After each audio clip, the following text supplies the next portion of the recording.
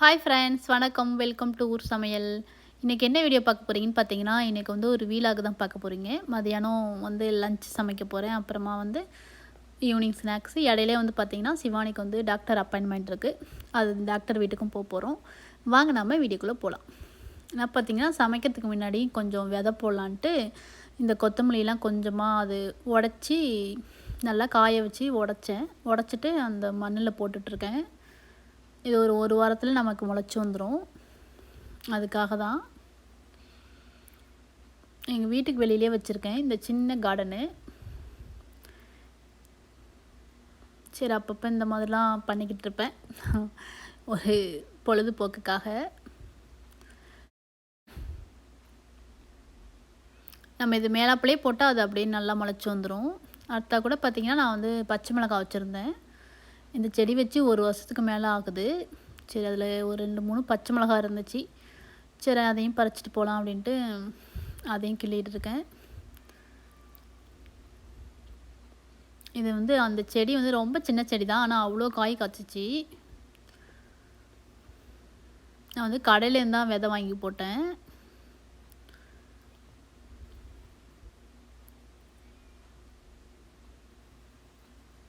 நாலு பச்சை மிளகாய் வந்திருக்கு. அடுத்தா வந்து நான் பக்கத்துலேயே அந்த மல்லியரும்பு செடியும் வச்சுருக்கேன். இந்த குத்து மல்லின்னு சொல்லுவாங்களே அந்த செடி, அப்புறம் ஓமவல்லி செடி அதெல்லாம் வச்சுருக்கேன். அப்புறம் பேட்டையில் கூட கொஞ்சம் செடிலாம் வச்சுருக்கேன். அதை இன்னொரு நாள் காமிக்கிறேன்.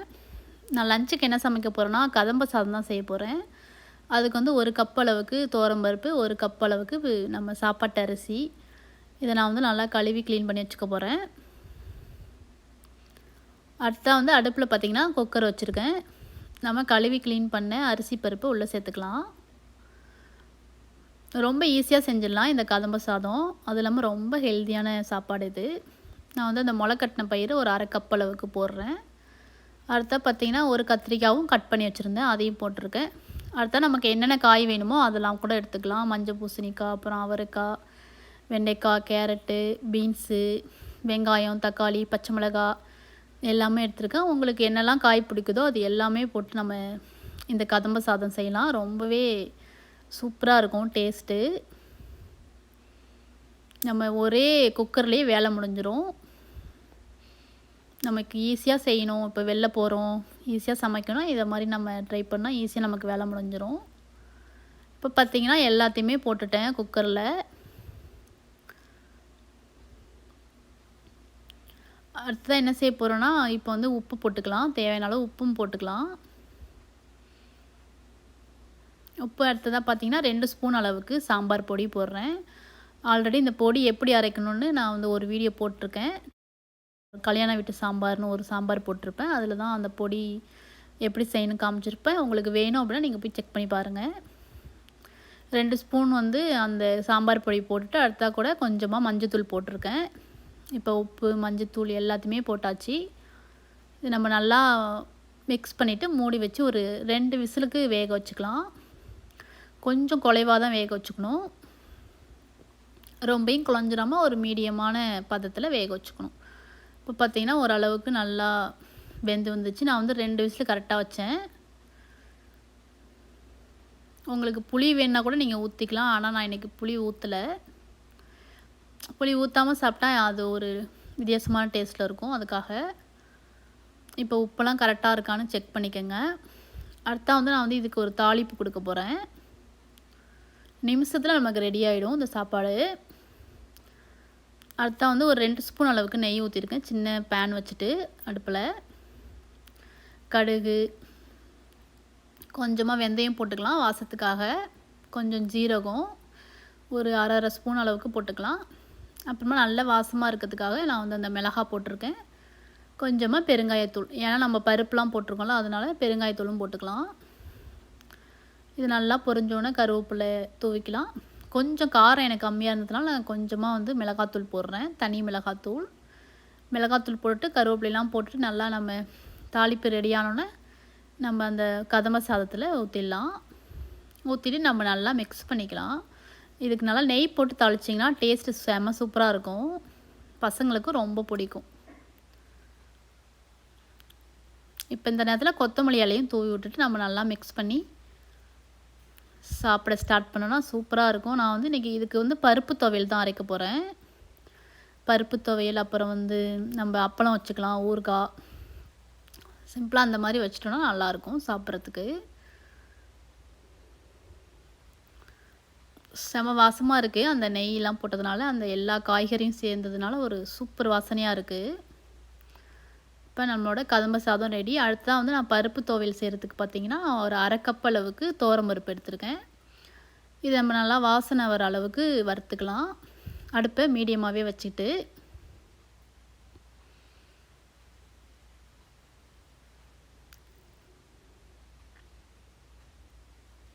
இந்த பருப்பு துவையல்னு பார்த்திங்கன்னா ரொம்ப சிம்பிளாக இருக்கும். டேஸ்ட்டு ரொம்ப சூப்பராக இருக்கும். அது இல்லாமல் ஈஸியாகவும் அரைச்சிடலாம். இந்த நேரத்தில் காரத்துக்கு ஏற்ற மாதிரி காஞ்ச மிளகாய், அப்புறமா கொஞ்சமாக வந்து நான் வந்து காயப்பொடி போடுறேன். ஏன்னா நம்ம பருப்பு துவையல் அரைக்கிறதுனால கொஞ்சம் பெருங்காயம் சேர்த்துட்டா வயிறுக்கு எந்த பிரச்சனையும் வராது, அதுக்காக. இப்போ பார்த்திங்கன்னா நல்லா இப்போது கலர் மாதிரி இந்த மாதிரி வந்துருச்சு. இதை நம்ம ஆற வச்சு மிக்ஸி ஜாரில் சேர்த்துக்கலாம்.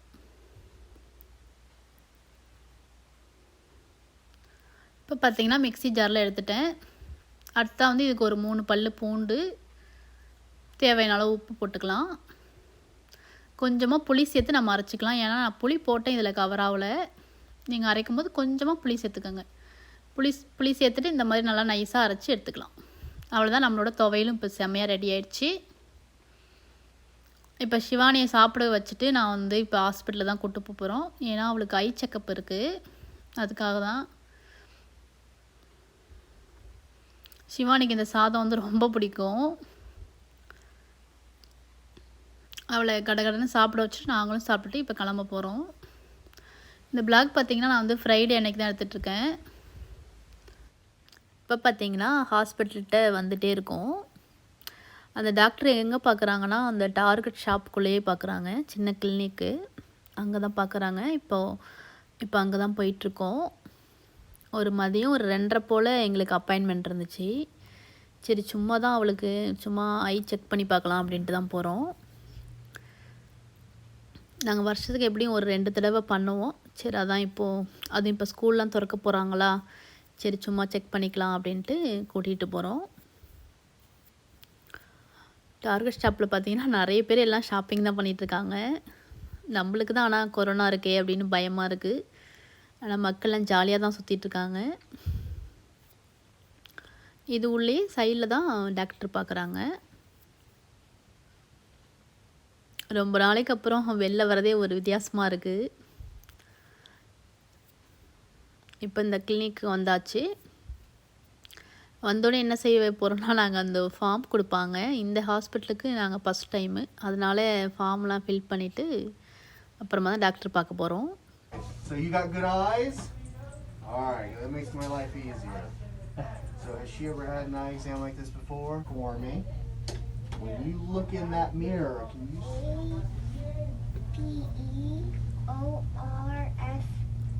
Peorfos. Very good. Let's get rid of this for a second. Alright, I'm going to make you work a little bit. இப்போ டாக்டர்லாம் செக் பண்ணிவிட்டு கண்ணில் ஏதோ மருந்து போட்டிருந்தாங்க. ஒரு 1/2 hour வெயிட் பண்ண சொன்னாங்க.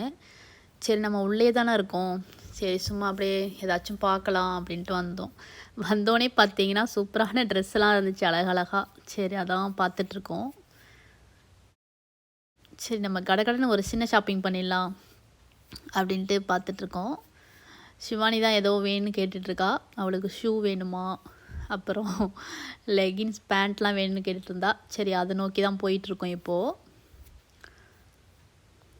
ஏன்னா ஒரு 6 மாதம் இருக்கும் கடைக்கு. அந்த கிறிஸ்மஸ் டைமில் போனது ஷாப்பிங்க்கு. இப்போ வந்து ஜாலியாகிடுச்சு இந்த கடையெல்லாம் பார்த்தோன்னே.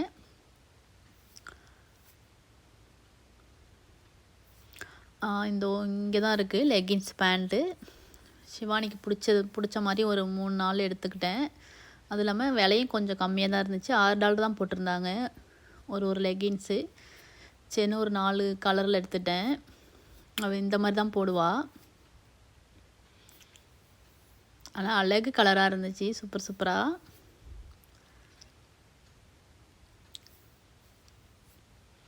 ஆனால் இங்கெல்லாம் பார்த்திங்கன்னா நிறைய பேர் வரல, அதனால தான் எங்களுக்கு கொஞ்சம் பயம் இல்லாமல் பார்த்துட்ருந்தோம். அடுத்தா யூனிஃபார்மும் பார்த்துட்டு இருந்தோம். ஸ்கூல் திறக்க போகிறாங்களே, அதுவும் ஸ்கூலுக்கு போவோமா என்னான்னு தெரியாது. இருந்தாலும் ஒரு செட்டு எடுத்து வச்சுக்கலாம் அப்படின்ட்டு ஒரு செட்டு மட்டும் வாங்கினேன். இந்த ஒயிட்டும் ப்ளூவும் தான் வாங்கினேன். ஏன்னா அந்த ஸ்கூல் டைமில் இந்த ட்ரெஸ்ஸு கிடைக்காது. சரி, அதனால் ஒரு செட்டு மட்டும் எடுத்து வச்சுட்டேன். அடுத்ததாக வந்து ஷிவானி ஷூ தான் கேட்டாலா, அதனால் ஷூ பார்த்துட்ருக்கோம். ஒரு 1/2 அன் ஹவரில் ஒரு சின்ன ஷாப்பிங் டக்குன்னு கடகடன்னு வாங்கிட்டோம். அடுத்ததாக ஷிவானிக்கு வந்து இந்த இயரிங்ஸ் தான் பார்த்துட்டு இருந்தேன். அந்த குட்டி குட்டியாக இருக்கும்ல, அது மாதிரி இந்த மாதிரி தான் நான் வாங்குவேன் அவளுக்கு. ஏன்னா அவள் சும்மா காண அடிச்சிருவா, அதனால இந்த மாதிரி உள்ளதே வாங்கி கொடுத்துருவேன். ஆனால் கொஞ்சம் விலை அதிகம்தான், ஆனால் அப்படியே இருக்கும், சீக்கிரமாக வீணாக போகாது. இல்லை ஒரு 2 எடுத்துக்கிட்டேன். ரொம்ப சின்னதாக வாங்கினேன், கொஞ்சம் பார்த்து ஒரு 2 இது போல் வாங்கி வச்சுக்கிட்டேன். ஏன்னா அவளுக்கு மாற்றி மாற்றி போட்டு விடலாம்ல வீட்டில் இருக்கும்போது, டெய்லி யூஸ்க்கு, அதுக்காக வாங்கிட்டு இருந்தோம். அதுக்கப்புறம் பார்த்திங்கன்னா ஜூஸ் வாங்கினோம். இல்லை அலைஞ்சு டயர்ட் ஆகிட்டோம், அதனால் ஜூஸ் வாங்கினோம். ஒரு 20 நிமிஷம் போல் ஆயிடுச்சு. சரின்ட்டு இப்போ உள்ளே வேறு ஹாஸ்பிட்டலில் போகணுமா, அதனால் டக்குன்னு பில்லை போட்டுட்டு போயிட்டோம் ஹாஸ்பிட்டலுக்கு. நம்ம அந்த கொஞ்ச நேரத்துலேயே ஒரு ஷாப்பிங் முடிச்சாச்சு. You're looking at me all the way up. Good. Oh, up towards the ceiling. There you go. A week from now, Friday the Up in the 17th, corner. you have a 5 p.m. To the wall. இப்போ பார்த்தீங்கன்னா செக்கப்லாம் முடிஞ்சிருச்சு. கண்ணாடிலாம் எதுவும் இல்லை, டூப்பு கண்ணாடி கொடுத்துட்டாங்க. அப்புறம் ஷிவானி செம்ம happy ஆகிட்டா, எனக்கு கண்ணாடிலாம் இல்லை அப்படின்ட்டு. அப்புறமா அப்படியே நாங்கள் வீட்டுக்கு வந்துட்டோம். அதுவும் இல்லாமல் அவருக்கு ஆஃபீஸ் டைம் அன்னைக்கு, இல்லைன்னா கூட இன்னும் கொஞ்சம் நேரம் கடையில் சுற்றிருப்போம். ஏன்னா அவர் பர்மிஷன் போட்டு தான் வந்தார், அதனால் கிடுக்கிடுக்கிட்டுன்னு வந்துட்டோம். அந்த கொஞ்ச நேரத்துலேயே வந்து நான் வந்து 2 டாப்ஸ் வாங்கினேன், ஷிவானிக்கு இயரிங்ஸ், அப்புறம் ஜூஸு, அப்புறம் ஒரு ஷூ வாங்கினோம். எல்லாமே இப்போ வாங்கிட்டு இப்போ வீட்டுக்கு போயிட்டுருக்கோம்.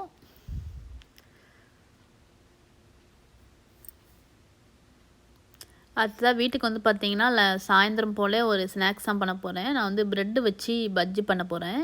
அதுக்கு பார்த்திங்கன்னா 1 கப் அளவுக்கு கடல மாவு, ஒரு 1/4 கப் அளவுக்கு அரிசி மாவு, நம்ம காரத்துக்கு ஏற்ற மாதிரி மிளகாத்தூள், அப்புறமா உப்பு, அதுக்கப்புறம் பார்த்திங்கன்னா கொஞ்சமாக நான் வந்து பெருங்காயம் போட்டிருக்கேன்.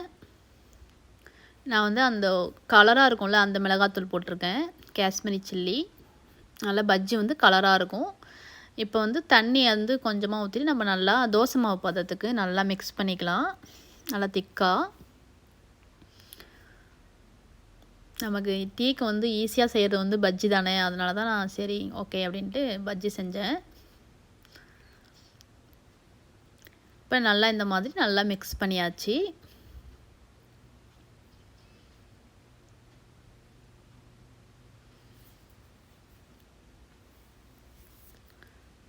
நல்லா திக்காக மிக்ஸ் பண்ணிவிட்டேன். அடுத்தா வந்து நான் வந்து ப்ரெட்டை வந்து குட்டி குட்டியாக கட் பண்ணி வச்சுருக்கேன். ஒரு ப்ரெட்டை வந்து 4ஆக கட் பண்ணி வச்சுருக்கேன். நான் வந்து அந்த கோதுமை ப்ரெட் இருக்கும்ல, அதுதான் கட் பண்ணி வச்சுருக்கேன். இதுதான் முக்கி நான் வந்து பொரிக்க போகிறேன். சரி, நான் வாழைக்காய் அதெல்லாம் இன்றைக்கி போடலை, ப்ரெட்டில் பஜ்ஜி போட்டால் பசங்களுக்கு ரொம்ப பிடிக்கும், அதனால தான். இதை வந்து நான் ஒன்று ஒன்றா பொரித்து எடுத்துக்க போகிறேன் எண்ணெயில் போட்டு.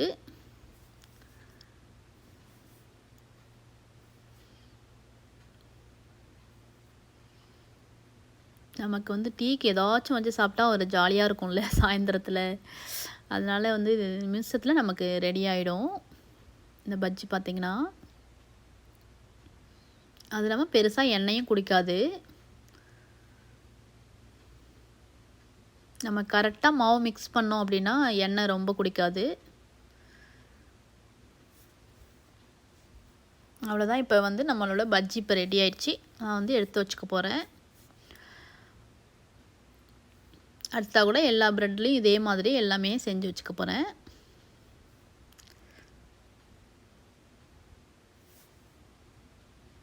இடையில நான் டீ போட்டுட்டேன். நமக்கு சூப்பரான டீக்கு ஒரு ஸ்நாக்ஸ் ஆச்சு ப்ரெட்டு பஜ்ஜி. ரொம்ப நல்லா இருந்துச்சு, கண்டிப்பாக நீங்கள் ட்ரை பண்ணி பாருங்கள். நமக்கு டக்குன்னு செஞ்சிடலாம். அடுத்தா வந்து பார்த்திங்கன்னா கொஞ்சமாக மாவு மீந்துருச்சு. அதில் வந்து நான் அந்த குக்கும்பர் இருந்துச்சு, அதை கட் பண்ணி போட்டு மிச்சத்தை பொரிக்கிறேன். ஏன் ப்ரெட்டு தீந்துருச்சு, மாவு கொஞ்சம் மீந்துருச்சு. அதனால வந்து அந்த குக்கும்பர் இருந்ததை நல்லா ரவுண்ட் ரவுண்டாக கட் பண்ணி போட்டு அதையும் போட்டேன். அதுவும் சூப்பராக இருந்துச்சு, நல்லா வித்தியாசமாக. அவ்வளோதாங்க, இதோட இந்த பிளாக் முடியுது. கண்டிப்பாக உங்களுக்கு இந்த பிளாக் பிடிச்சிருக்குன்னு நினைக்கிறேன். பிடிச்சிருந்தா லைக் பண்ணுங்கள், ஷேர் பண்ணுங்கள், சப்ஸ்கிரைப் பண்ணுங்கள்.